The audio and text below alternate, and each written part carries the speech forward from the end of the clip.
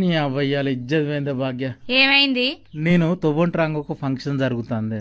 ఆడికి రాగానే chicken mutton మసాలాల వాసన గుమ్మగుమ్మలాడినాయే. ఇక పానం అంతా కొట్టుకుని నిమ్మలంగా అండ్లకు వేయన్నే. అండ్లకు ఓడితోటే 2 తలుపులు ఉన్నాయి. ఒక్క తలుపు మీదను బంధుమిత్రులు అని రాసి ఉన్నది. మళ్ళో తలుపు మీద స్నేహితులైతే ఈనంగా అని రాసి ఉన్నది. స్నేహితులు అనే తలుపు నుండి నేను లోపలికి వేయన్నే. అండ్లకు వేయనాక మళ్ళా 2 తలుపులు ఉన్నాయే. ఒక తలుపు మీద ఆడ అని రాసి ఉన్నది, మళ్ళొక తలుపు మీద మగ అని రాసి ఉన్నది. నేను మొగ అని రాసున్న తలుపు నుంచి లోపలికి వేయన్నే. అందులోకి వేయనాక మళ్ళా 2 తలుపులు ఉన్నాయే. ఒక తలుపు మీద బహుమతులు ఇచ్చేవారు అని రాసి ఉన్నది, మళ్ళో తలుపు మీద బహుమతులు లేనివారు అని రాసి ఉన్నదే. ఇక నేను బహుమతి లేని తలుపుల నుంచి వచ్చిన లోపలికి. ఆ తొవ్వ కరెక్ట్ నడి రోడ్డు మీదకి ఉన్నదే. ఓర్ని అవ్వ తిరిగి తిరిగి మళ్ళా నడి రోడ్డు మీదకి వచ్చిందని అటు చూసిన్నే. అక్కడ కూడా ఒకటి రాసి ఉన్నది.